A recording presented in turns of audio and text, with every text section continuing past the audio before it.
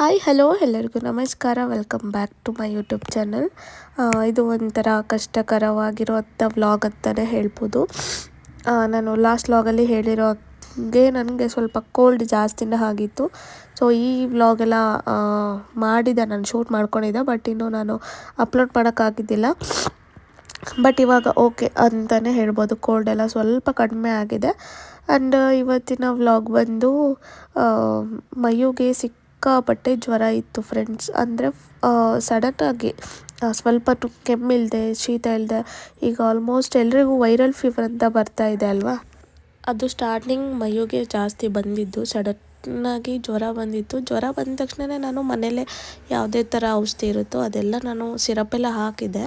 But ಅವನಿಗೆ ಯಾವಾಗಲೂ ಅಮ್ಮಗೆ ಆಗಲಿ ಅವನಿಗೆ ಆಗಿರಲಿ ಜ್ವರ ಬಂದಿದ ತಕ್ಷಣ ಸಿರಪ್ ಹಾಕಿದ ತಕ್ಷಣ ಅವ್ರಿಗೆ ಸ್ವಲ್ಪ ಕಡಿಮೆ ಆಗಿಬಿಡುತ್ತೆ. 1 ಅನ್ನಂಗೆ ಅವರು ಸ್ವಲ್ಪ ಸ್ವೆಟ್ಟಾಗಿ ಸ್ವಲ್ಪ ಕಮ್ಮಿ ಆಗುತ್ತೆ ಜ್ವರ. ಬಟ್ ಈ ಟೈಮ್ ಬಂದಿದ್ದು ಒಂದು ಸ್ವಲ್ಪನೂ ಕಡಿಮೆ ಆಗಲಿಲ್ಲ. ಎಷ್ಟು ಆ್ಯಂಟಿಬಯೋಟಿಕ್ ಹಾಕ್ತಾಯಿದ್ದೀನಿ. 1 ಡೇ ಅಂದರೆ ನೈಟ್ ಜ್ವರ ಬಂದಿದ್ದು. ಆವಾಗ ಅವ್ರ ತಾತ ಮನೇಲಿದ್ದ ಅವನು, ಅಲ್ಲಿಂದ ಕರ್ಕೊಂಡು ಬಂದು ನಾವು ನಮ್ಮ ಮನೆಯಲ್ಲೇ ಇಟ್ಕೊಂಡೆ. ಆವಾಗ ರಾತ್ರಿ ಎಲ್ಲ ಅವ್ನಿಗೆ ಜ್ವರನೇ ಬಿಟ್ಟಿಲ್ಲ. ಊಟ ಎಲ್ಲ ಮಾಡಿದ್ದಾನೆ, ಸ್ವಲ್ಪನೇ ತಿಂದ. ಊಟ ಬೇಡ ಬಿಡು, ಜ್ವರ ಬಂದಾಗೆ ಜಾಸ್ತಿ ಹೋಗಲ್ಲ ಊಟ ಅಂತಂದೇಳಿ ನಾನು ಸ್ವಲ್ಪ ತಿನ್ನಿಸಿ ನಾನು ನೀಟಾಗೆಲ್ಲ ಕವರ್ ಮಾಡಿ ಸಿರಪೆಲ್ಲ ಹಾಕಿ ಮಂಚನ ಅಂತ ಮನಗಿಸ್ತಿದ್ದಿಟ್ಟೆ. ಅವ್ನ ಪಾಪ ನಿದ್ದೆನೇ ಮಾಡ್ತಾಯಿಲ್ಲ. ಅಷ್ಟು ಆ್ಯಂಟಿಬಯೋಟಿಕ್ ಹಾಕಿದ್ರು, ಪ್ಯಾರಾಸಿಟಮಾಲ್ ಎಲ್ಲ ಹಾಕಿದ್ರು ಔಷಧಿನ, ಅವ್ನು ನಿದ್ದೆನೇ ಮಾಡ್ತಾಯಿಲ್ಲ. ನಾನು ಯಾಕಪ್ಪ ಇನ್ನೂ ಜ್ವರನೂ ಕೂಡ ಕಡಿಮೆ ಆಗ್ತಾಯಿಲ್ಲ. ಎಷ್ಟು ನನಗೆ ಭಯ ಆಗ್ತಿತ್ತು ಅಂದರೆ ಸಿಕ್ಕಾಪಟ್ಟೆ ಭಯ ಆಗ್ತಿತ್ತು, ಯಾವಾಗ ಬೆಳಕಾಗುತ್ತೋ ಏನೋ ಅಂತಂದೇಳಿ ನಾನು ಅದೇ ವೇಟ್ ಮಾಡ್ತಾಯಿದ್ದೀನಿ. ಮತ್ತು ಅವನನ್ನು ತೊಡೆ ಮೇಲೆ ಹಾಕ್ಕೊಂಡು ಮಲಗ್ತಿದ್ದೆ. ಬಟ್ ಆದರೆ ಅವನಿಗೆ ಜ್ವರನೇ ಕಡಿಮೆ ಆಗ್ತಾ ಇದ್ದಿದ್ದಿಲ್ಲ. ಮತ್ತು ನೆಕ್ಸ್ಟ್ ಡೇ ನಾನು ಬೆಳಗ್ಗೆ ಅಷ್ಟೊತ್ತಿಗೆ ಹಾಸ್ಪಿಟಲಿಗೆ ಹೋಗಲೇಬೇಕು, ಬೆಳಗ್ಗೆ ಬೇಗ ಆಗಬೇಕು ಅಂತಂದೇಳಿ ನಾನು ಅದೇ ಥರನೇ ವೇಟ್ ಮಾಡ್ತಾಯಿದ್ದೆ. ಬಟ್ ಬೆಳಗ್ಗೆ ಟೈಮು ಡಾಕ್ಟ್ರು ಕೂಡ ಬಂದಿದ್ದಿಲ್ಲ, ಬೇರೆ ಡಾಕ್ಟ್ರ್ ಯಾರೋ ಇದ್ರು ಅಂತಂದೇಳಿ ನಾವು ಸ್ವಲ್ಪ ಬೆಳಗ್ಗೆ ವೇಟ್ ಮಾಡಿದ್ವಿ. ಆವಾಗಲೂ ಕೂಡ ಸಿರಪ್ ಹಾಕಿದ್ದೆ, ಆವಾಗಲೂ ಕಡಿಮೆ ಆಗಿದ್ದಿಲ್ಲ ಫ್ರೆಂಡ್ಸ್. ನಾನು ತೊಡೆ ಮೇಲೆ ಹಾಕ್ಕೊಂಡಿದ್ನಲ್ಲ ಆವಾಗಲೇ ಫಸ್ಟು ಅದೇ ನನಗೆ ಫಸ್ಟ್ ಟೈಮ್ ಅಷ್ಟೊಂದು ಜ್ವರ ಐತೆ ಅಂತಂದೇಳಿ ಅಷ್ಟೊಂದು ಭಯ ಆಗಿಬಿಟ್ಟಿತ್ತು ನನಗೆ, ಒಂದು ಸ್ವಲ್ಪನೂ ಕಡಿಮೆ ಆಗ್ತಾ ಇಲ್ಲಲ್ಲ ಅಂತಂದೇಳಿ. ಆಮೇಲೆ ಮತ್ತೆ ನಾನು ಅಷ್ಟೊತ್ತಿಗೆ ಡಾಕ್ಟ್ರ್ ಹತ್ರ ಹೋದ್ವಿ. ಅವರು ಕೂಡ ಆ್ಯಂಟಿಬಯೋಟಿಕ್ ಎಲ್ಲ ಕೊಟ್ಟರು. ಬಟ್ ಆದರೆ ಆವಾಗಲೂ ಕೂಡ ನಾವು ಆ್ಯಂಟಿಬಯೋಟಿಕ್ ಎಲ್ಲ ಇಸ್ಕೊಟ್ಟು ಇದು ವೈರಲ್ ಫೀವರ್ ಅಂತ ಹೇಳಿ ಅವರೇನಾದರೂ ಜ್ವರ ಕಡಿಮೆ ಆಗಿಲ್ಲ ಅಂದರೆ ನೆಕ್ಸ್ಟ್ ಡೇ ಬನ್ನಿ ಅಂತ ಹೇಳಿದರು. ಅವತ್ತು ಕೂಡ ಯಾವಾಗ ಗುರುವಾರನೂ ಕೂಡ ಕಡಿಮೆ ಆಗಲಿಲ್ಲ. ಅವತ್ತೇ ನಾವು ಮತ್ತೆ ಹಾಸ್ಪಿಟಲಿಗೆ ಹೋಗಿ ಇಲ್ಲ ಸರ್ ಇನ್ನೂ ಕಡಿಮೆ ಆಗಿಲ್ಲ ಅಂತಂದು ಹೇಳಿ ಹೋಗಿದ್ದಕ್ಕೆ ಇಲ್ಲ ಇದು ಬ್ಲಡ್ ಟೆಸ್ಟ್ ಮಾಡೋಣ, ಏನಕ್ಕೆ ಜ್ವರ ಬಂದಿದೆ ಅಂತಂದೇಳಿ ಬ್ಲಡ್ ಟೆಸ್ಟ್ ಎಲ್ಲ ಮಾಡಿಸಿದ್ವಿ. ಬ್ಲಡ್ ಟೆಸ್ಟಲ್ಲಿ ಇನ್ಫೆಕ್ಷನ್ ಆಗಿದೆ, ವೈರಲ್ ಇನ್ಫೆಕ್ಷನ್ ಅಂತ ಹೇಳಿ ರಿಪೋರ್ಟ್ ಬಂತು. ಬ್ಲಡ್ ಟೆಸ್ಟ್ ಮಾಡಿಸುವಾಗ, ಬ್ಲಡ್ ಡ್ರಾಪ್ ಮಾಡ್ಕೊಳ್ಳುವಾಗ ನನ್ನ ಮಗ ಎಷ್ಟು ಸ್ಟ್ರಾಂಗ್ ಇದ್ದಾನಂತ ಅಂದರೆ ಒಂದು ಪಿನ್ ಡ್ರಾಪ್ ಕೂಡ ಅವನು ಸೌಂಡ್ ಮಾಡಲಿಲ್ಲ. ಅಷ್ಟು ಬ್ಲಡ್ ಡ್ರಾಪ್ ಮಾಡಬೇಕಾದ್ರೆ ಎಂಥ ಮುದುಕರು ಎಂಥ ದೊಡ್ಡವರಾದ್ರೂ ತುಂಬ ಕಿರ್ಚಾಡೋದು, ಕೆಲವೊಬ್ರು ಆ ಥರ ಎಲ್ಲ ಮಾಡ್ತಿರ್ತಾರೆ. ಬಟ್ ಇವನಿದ್ದಾನಲ್ಲ ಇಷ್ಟು ವಯಸ್ಸಿಗೆ ಅಷ್ಟೊಂದು ಸ್ಟ್ರಾಂಗ್ ಇದ್ದಾನೆ ಅಂತ ಅಂದ್ಕೊಂಡು ಎಷ್ಟು ನನಗೆ ಪ್ರೌಡ್ ಫೀಲ್ ಆಯಿತು ಗೊತ್ತಾ. ಒಂದು ಪಿನ್ ಡ್ರಾಪ್ ಕೂಡ ಒಂದು ಸ್ವಲ್ಪನೂ ಸೌಂಡ್ ಮಾಡಲಿಲ್ಲ. ಸುಮ್ಮನೆ ಇದ್ದವರು ಬ್ಲಡ್ ಡ್ರಾ ಮಾಡ್ಕೊಳ್ಬೇಕಾದ್ರೆ ಆವಾಗಲೇ ಗೊತ್ತಾಯ್ತು ಇವನ್ನೆಲ್ಲ ಮ್ಯಾನೇಜ್ ಮಾಡ್ತಾನೆ ಅಂತಂದೇಳಿ. ಬಟ್ ಆವಾಗ ನನಗೆ ಸ್ವಲ್ಪ ಪೇನ್ ಆಯಿತು. ಈ ವಯಸ್ಸಿಗೆ ಚಿಕ್ಕ ಮಕ್ಕಳಿಗೆ ಅದೆಲ್ಲ ಹೇಗೆ ತಡ್ಕೋತಾರೆ ಏನೋ ಅಂತಂದೇಳಿ ನನಗೆ ಭಯ ಇತ್ತು, ನನಗೆ ನೋವಾಗ್ತಾಯಿತ್ತು. ಬಟ್ ಅವನೇ ಅಷ್ಟು ಸೈಲೆಂಟಾಗಿದ್ದಾನಂತ ಅಂದರೆ ನಾನು ತುಂಬ ಸ್ಟ್ರಾಂಗಾಗೇ ಇದ್ದೆ. ಆಮೇಲೆ ಬ್ಲಡ್ ಡ್ರಾ ಮಾಡಿಕೊಂಡು ರಿಪೋರ್ಟ್ ಎಲ್ಲ ಬಂತು. ರಿಪೋರ್ಟಲ್ಲಿ ಅದೇ ಹೇಳಿದ್ನಲ್ಲ ವೈರಲ್ ಇನ್ಫೆಕ್ಷನ್ ಆಗಿದೆ ಅಂತಂದೇಳಿ. ಸೊ ನಾವು ಡಾಕ್ಟ್ರ್ ಹತ್ರ ಹೋದಾಗೆ ಇಲ್ಲ ಡ್ರಿಪ್ ಆಗೋಣ, ಇನ್ಫೆಕ್ಷನ್ ಆಗಿದೆ, ಒಂದು 3 ಡೇಸ್ ಡ್ರಿಪ್ ಆಗೋಣ, ಯಾವ ಹಾಸ್ಪಿಟಲ್ ತೊಗೊತೀರಾ ಅಂತಂದು ಹೇಳಿ ಅವರೇ ನಮಗೆ ಸಜೆಸ್ಟ್ ಮಾಡಿದ್ದು. ನಮ್ಮ ಮನೆಗೆ ಹತ್ತಿರ ಆಗುತ್ತೆ ಅಂತಂದೇಳಿ ಆಶ್ರಯ ಹಾಸ್ಪಿಟಲು ತುಂಬ ನೀಟಾಗಿದೆ, ಅಲ್ಲಿಗೆ ಹೋಗಿ ಅಂತ ಹೇಳಿದರು. ನಮ್ಗೆ ಅಷ್ಟೊಂದು ಗೊತ್ತಿದ್ದಿಲ್ಲ ಆಶ್ರಯ ಹಾಸ್ಪಿಟಲ್ ಹೇಗಿದೆ ಏನು ಅಂತಂದೇಳಿ. ನಾವು ಫಸ್ಟ್ ಟೈಮ್ ಹೋಗಿದ್ದು. ಓಕೆ ಫಸ್ಟ್ ನೋಡ್ಕೊಂಬರೋಣ ಅಂತ ಅಂದ್ಕೊಂಡ್ವಿ. ಬಟ್ ಇಲ್ಲ ನೋಡೋಣ ಅಲ್ಲೇ ಚೆನ್ನಾಗಿದ್ದರೆ ಅಲ್ಲೇ ಅಡ್ಮಿಟ್ ಮಾಡೋಣ ಅಂತಂದೇಳಿ ಬಂದ್ವಿ. ತುಂಬ ಚೆನ್ನಾಗಿತ್ತು, ನೀಟ್ನೆಸ್ ಆಗಿತ್ತು, ನೀವೇ ನೋಡ್ತಾ ಇದ್ದೀರಾ ಎಲ್ಲನೂ ನೀಟ್ನೆಸ್ ಆಗಿತ್ತು. ಆ್ಯಂಡ್ ಈವನ್ ಸಿಸ್ಟರ್ಸ್ ಅವರೆಲ್ಲ ತುಂಬಾ ಫ್ರೆಂಡ್ಲಿ ಆಗಿದ್ದರು. ನನಗಂತೂ ಏನಪ್ಪ ಮನೇಲಿದ್ದೀನೇನೋ ಅಂತ ಅನಿಸಿತ್ತು. ಬಟ್ ಆದರೆ ಅವನ ಮುಖ ನೋಡೋಕ್ಕಾಗ್ತಿದ್ದಿಲ್ಲ ನನ್ನ ಮಗಂದು. ಆ ಟೈಮಲ್ಲಿ ಹೋಗಿದ ತಕ್ಷಣವೇ ನಾವು ಅಡ್ಮಿಷನ್ ಎಲ್ಲ ಮಾಡಿಸಿದ್ವಿ. ಮತ್ತು ಅವನಿಗೆ ಕೆನಲ್ ಹಾಕಬೇಕಿತ್ತಲ್ವ, ಕೆನಲ್ ಹಾಕಬೇಕಾದ್ರೆ ತುಂಬಾ ಹತ್ಬಿಟ್ಟ. ಎಷ್ಟು ನನಗೆ ನೋವಾಯಿತು ಅಂತಂದರೆ ಕಣ್ಣಲ್ಲಿ ನೀರು ತುಂಬ್ಕೊಂಡಿದ್ದೀನಿ, ಹೊರಗೆ ಹಾಕೋಕ್ಕಾಗ್ತಾಯಿಲ್ಲ. ಅಷ್ಟು ನಾನೇನಾದರೂ ಹತ್ಬಿಟ್ರೆ ಅವ್ನು ಮತ್ತೆ ಧೈರ್ಯ ಕಳ್ಕೊಂಡ್ಬಿಡ್ತಾನೆ ಅಂತಂದು ಹೇಳಿ ನಾನು ಅಮ್ಮನ ಮನೆಯಲ್ಲೇ ಬಿಟ್ಟು ಅವತ್ತು ಬೇರೆ ಗೌರಿ ಹಬ್ಬ ಅಲ್ಲ, ಗೌರಿ ಹಬ್ಬ ಹಿಂದಿನ ದಿನ, ಗೌರಿ ಹಬ್ಬ ಇನ್ನೊಂದು 2 ಡೇಸ್ ಇತ್ತು. ಆವಾಗ ನಾವು ಅಡ್ಮಿಟ್ ಆಗಿದ್ದು. ಐ ಥಿಂಕ್ ಮಂಗಳವಾರ ಅನಿಸುತ್ತೆ, ಮಂಗಳವಾರ ಅಲ್ಲ, ಸೋಮವಾರ ದಿನ. ಸೋಮವಾರ ದಿನ ಎಲ್ಲ ಮುಗಿಸ್ಕೊಂಡು ನಾವು ಅಡ್ಮಿಟ್ ಆಗಿದ್ವಿ. ಸೊ ಕೆನಲೆಲ್ಲ ಹಾಕಿದಾಗ ಎಷ್ಟು ನೋವಾಗ್ತಿತ್ತು. ಇಷ್ಟು ಚಿಕ್ಕ ವಯಸ್ಸಿಗೆ ಈ ಥರ ಎಲ್ಲ ಕೆನಲ್ ಹಾಕಿದ ಕೈ ನೋಡಲಿಕ್ಕೆ ತುಂಬಾ ಕಷ್ಟ ಆಗುತ್ತೆ ತಾಯಿ ಆಗಿರೋಳಿಗೆ. ನಾನು ಯಾರ ಹತ್ರನೂ ನನ್ನ ನೋವನ್ನ ಎಕ್ಸ್ಪ್ರೆಸ್ ಮಾಡಲ್ಲ. ಬಟ್ ಆದರೂ ನನ್ನ ಮನಸ್ಸಲ್ಲಿ ಎಷ್ಟು ಕೊರಗ್ತೀನಿ ಅಂತ ಅಂದರೆ ನನಗೆ ಗೊತ್ತು. ನನ್ನ ಹಸ್ಬೆಂಡ್ ಹೇಳ್ತಾಯಿದ್ರು, ನೀನು ಎಷ್ಟು ಸ್ಟ್ರಾಂಗ್ ಇದೆಯಾ, ನೀನು ಹಾಸ್ಪಿಟಲಲ್ಲಿ ಎಷ್ಟು ಸ್ಟ್ರಾಂಗಾಗಿ ಎಲ್ಲನೂ ಮೇಂಟೈನ್ ಮಾಡ್ತಿಲ್ಲ, ನೀನು ಇನ್ನೂ 1 ವಾರ ಬೇಕಾದರೂ ಇರ್ತೀಯಲ್ಲ ಅಂತ ಹೇಳ್ತಿದ್ರು. ಬಟ್ ಆದರೆ ಒಳಗಿಂದ ಏನು ಅಂತಂದೇಳಿ ನನಗೆ ಗೊತ್ತು. ನಾನೆಷ್ಟು ಪೇನ್ ಅನ್ಕೊತಾ ಇದ್ದೆ, ಎಷ್ಟು ನೋವಾಗ್ತಿತ್ತು ಮನಸ್ಸಿಗೆ, ತುಂಬಾ ಭಾರ ಆಗ್ತಾಯಿತ್ತು ಎಲ್ಲನೂ ನೋಡಿ. ಅಲ್ಲಿ ನನ್ನ ಮಗ ಒಬ್ಬನೇ ಅಲ್ಲ, ಬೇರೆಯವರೆಲ್ಲ ಇದ್ದರು. ಅಲ್ಲಿ ಚಿಕ್ಕ ಮಕ್ಕಳು ಕೂಡ ನನ್ನ ಮಗನೇ ಏನೋ ಒಂದು ಸ್ವಲ್ಪ ಬುದ್ಧಿವಂತ ಅಂತ ಹೇಳ್ಬೋದು. ಬಟ್ ಎಲ್ಲ ಮಕ್ಕಳಿಗೂ ಕಂಪೇರ್ ಮಾಡಿದೆ ಇವನು ತುಂಬಾ ಸ್ಟ್ರಾಂಗ್ ಅಂತಲೇ ಹೇಳ್ಬೋದು. ಎಲ್ಲ ಮಕ್ಕಳು ಚಿಕ್ಕ ಮಕ್ಕಳು ಏನು ಒಂದು 6 ತಿಂಗಳು ಪಾಪು ಕೂಡ ಕರ್ಕೊಂಡು ಬಂದಿದ್ರು, 1 ವರ್ಷದ ಪಾಪು ಕೂಡ ಕರ್ಕೊಂಡು ಬಂದಿದ್ರು. ಅದಕ್ಕೂ ಸೇಮ್ ಎಲ್ಲ ಏನೋ ಜ್ವರ, ಶೀತ, ಕೆಮ್ಮು ಮತ್ತು ಲೂಸ್ ಮೋಷನು, ವಾಮಿಟು, ಬರೀ ಇದೆ, ವೈರಲ್ ಇನ್ಫೆಕ್ಷನ್ ಆಗ್ತಾಯಿದೆ ಅಂತಂದು ಹೇಳಿ ಅವರಿಗೆಲ್ಲ ಡ್ರಿಪ್ ಹಾಕಬೇಕಾದ್ರೆ ತುಂಬಾ ಅಳ್ತಾಯಿದ್ರು. ಬಟ್ ಮೈಯೂ ಅಷ್ಟೊಂದೇನು ಅಳ್ಳಿಲ್ಲ, ತುಂಬಾ ಸ್ಟ್ರಾಂಗ್ ಇದ್ದಾನೆ. ಆವಾಗ ನಾನು ಹೇಳ್ತಾಯಿದ್ದೆ ಅವರಿಗೆ. ಆ್ಯಂಟಿಬಯೋಟಿಕ್ ಕೂಡ ಅಲ್ಲೇ ಕೊಟ್ಟರು. 1-3 ಡೇಸ್ ಆ್ಯಂಟಿಬಯೋಟಿಕ್ ಹಾಕೋಣ ಅಂತಂದೇಳಿ 1 ಬಾಟ್ಲಲ್ಲೇ ಒಂದು ಸ್ವಲ್ಪ ಕೊಡ್ತಾಯಿದ್ರು. ನಾನು ಅವನಿಗೆ ಸಿರಪ್ ಎಲ್ಲ ಹಾಕಿ, ಇಡ್ಲಿ ಏನೋ ತಿನ್ನಿಸಿದೆ, ನಾನು ಸಿರಪ್ ಹಾಕಿ ಮತ್ತು ಮಲಗಿಸೋಣ ಅಂದ್ಕೊಂಡೆ. ಬಟ್ ಅವನಿಗೆ ಕೆನಲಲ್ಲಿ ಪೈಪೆಲ್ಲ ತೆಗ್ದಿದ್ರಲ್ಲ, ಆ ಪೈಪ್ನ ನಾವು ಮತ್ತೆ ಇನ್ಸರ್ಟ್ ಮಾಡಿಸ್ಕೋಬೇಕಲ್ಲ, ಮೆಡಿಸನ್ ಹೋಗ್ಬೇಕಂತಂದೇಳಿ. ಅದು ಆ್ಯಂಟಿಬಯೋಟಿಕ್ ಹಾಕಿದಾಗೆ ಸಿಕ್ಕಾಪಟ್ಟೆ ಉರಿ ಬರುತ್ತೆ. ನಮಗೆ ಡೆಲಿವರಿ ಆದಾಗ ಆ್ಯಂಟಿಬಯೋಟಿಕ್ ಆದಾಗ ನಮಗೂ ಕೂಡ ಅದೇ ಥರನೇ ಆಗೋದು. ಬಟ್ ಆ ಒಂದು ಪೇಯ್ನ್ ನನಗೆ ಗೊತ್ತಿರುತ್ತೆ, ಯಾರು ಹಾಕ್ಸ್ಕೊಂಡಿರ್ತಾರೋ ಅವರಿಗೆ ಗೊತ್ತಿರುತ್ತೆ. ಬಟ್ ಆ ಒಂದು ಸಣ್ಣ ಮಗು ಎಷ್ಟು ನೋವು ಪಡ್ತಾ ಇದೆ ಅಂತಂದರೆ ನನಗೂ ಕೂಡ ಹೇಳೋಕ್ಕಾಗ್ತಿಲ್ಲ. ನಾನು ಎಷ್ಟು ಅವನಿಗೆ ಪ್ರೀತಿ ಮಾಡ್ತಿದ್ದೀನಿ. ಅವನು ನನ್ನನ್ನು ಬಿಡ್ತಾನೆ ಇಲ್ಲ, ಎಲ್ಲಿಗೂ ಹೋಗಬೇಡ ಅಂತಲೇ ಹೇಳ್ತಾನೆ, ನನ್ನ ತೊಡೆ ಮೇಲೆ ಮಲ್ಕೋಬೇಕು ಅಂತ ಹೇಳ್ತಾನೆ. ಬಟ್ ಆದರೆ ಅಮ್ಮನೂ ನೋಡ್ಕೋಬೇಕು, ಅಲ್ಲೋಗಿ ಅವಳಿಗೂ ಸಮಾಧಾನ ಮಾಡಬೇಕು. ನಾನು ಮತ್ತೆ ಅಲ್ಲಿ ಅಮ್ಮ ಗಂಜಿ ಎಲ್ಲ ಮಾಡಿಕೊಡ್ತಾಯಿದ್ರು, ಬಿಸಿನೀರು ಗಂಜಿ ಎಲ್ಲ ಕಳಿಸ್ತಾಯಿದ್ರು. ನಾನೋಗಿ ಸ್ವಲ್ಪ ಫ್ರೆಶ್ ಅಪ್ ಆಗಿ ಬರಬೇಕಲ್ಲ ಅಂತಂದೇಳಿ ಮತ್ತು ನಮ್ಮ ದೊಡ್ಡಮ್ಮ ಇದ್ದರು, ಅವರನ್ನು ಬಿಟ್ಟು ನಮ್ಮ ಮನೆಯವರು ನಾನು ಬೆಳಗ್ಗೆ ಎದ್ದ ತಕ್ಷಣ ರಾತ್ರಿ ಅಲ್ಲೇ ಮಲ್ಕೊಂಡಿದ್ವಿ. ಬಟ್ ಆದರೆ ಹಾಸ್ಪಿಟ್ಲಲ್ಲಿ ನಿದ್ದೆ ಬರಬೇಕಲ್ವಾ. ಇವನಿಗೆ ಜ್ವರ ಅವತ್ತೇ ಕಡಿಮೆ ಆಗಿದ್ದಿಲ್ಲ, ಇನ್ನು ಫಸ್ಟ್ ಡೇ ಕಡಿಮೆನೇ ಆಗಿದ್ದಿಲ್ಲ.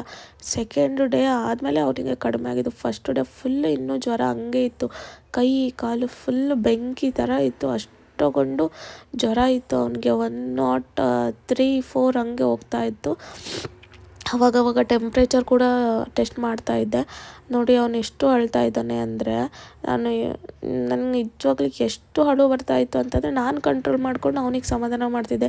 ಸ್ವಲ್ಪ ಎದುರಿಸ್ತಾ ಇದ್ದೆ, ಒಂದೊಂದು ಸಾರಿ ಸ್ವಲ್ಪ ಪ್ರೀತಿ ಮಾಡ್ತಾಯಿದ್ದೆ, ಉಬ್ಬಿಸ್ತಾ ಇದ್ದೆ. ಅವನಿಗೆ ಚಾಕ್ಲೇಟ್ ಕೊಡಿಸ್ತೀನಿ, ಚಾಕ್ಲೇಟ್ ತರ್ತಾಯಿದ್ದೆ ಅವನಿಗೆ, ಸ್ಟ್ರಾಬೆರಿ ಚಾಕ್ಲೇಟ್, ಜೆಲ್ಲಿ ಚಾಕ್ಲೇಟ್ ಇರುತ್ತಲ್ಲ ಅದನ್ನು ತೊಗೊಂಡು ಬಂದು ಅವನಿಗೆ ಕೊಡ್ತಾಯಿದ್ದೆ.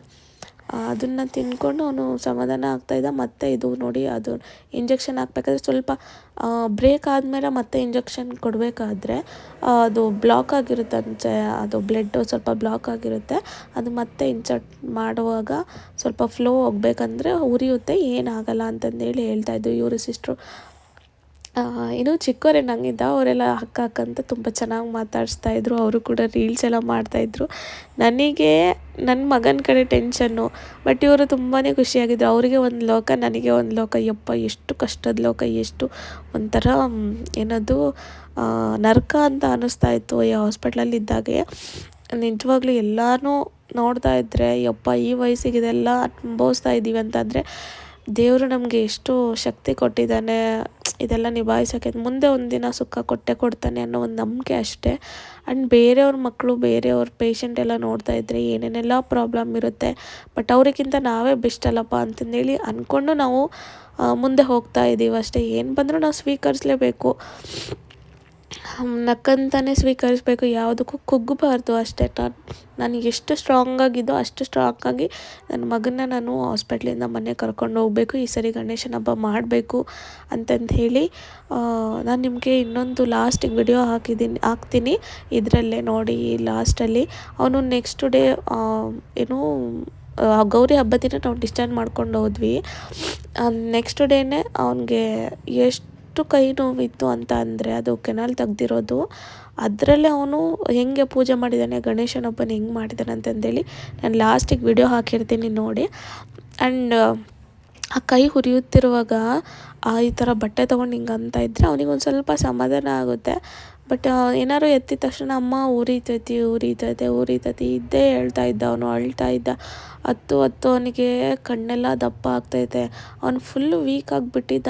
ನನಗೆ ನಿಜವಾಗ್ಲೂ ಇತ್ತೀಚೆಗೆ ಅವ್ನು ಸ್ವಲ್ಪ ಚೆನ್ನಾಗಾಗಿದ್ದ, ಸ್ವಲ್ಪ ಬೆಳವಣಿಗೆ ಎಲ್ಲ ಚೆನ್ನಾಗಿತ್ತು, ವೇಟು ಕೂಡ ಗೇನ್ ಆಗಿತ್ತು, ಚೆನ್ನಾಗಿದ್ದ. ಯಾರು ಕಣ್ಣು ಬಿತ್ತೋ ಏನೋ ನಿಜವಾಗ್ಲೂ ಗೊತ್ತಿಲ್ಲ. ಬಟ್ ತುಂಬಾ ಮನಸ್ಸಿಗೆ ಬೇಜಾರಾಗುತ್ತೆ ಫ್ರೆಂಡ್ಸ್, ಈ ಥರ ಒಂದು ಮಕ್ಕಳಿಗೆ ಆಗೋದು ನೋಡಿದರೆ. ನಮಗೆ ಕಷ್ಟ, ಫೈನಾನ್ಷಿಯಲ್ ಆಗಿ, ಮೆಂಟಲಿ ಆಗಿ, ಫಿಸಿಕಲಿ ಆಗಿ ತುಂಬಾ ವೀಕ್ ಆಗಿಬಿಡ್ತೀವಿ. ಬಟ್ ಆದರೆ ಒಂದಲ್ಲ ಒಂದು ದಿವಸ ಚೆನ್ನಾಗಾಗ್ತೀವಿ.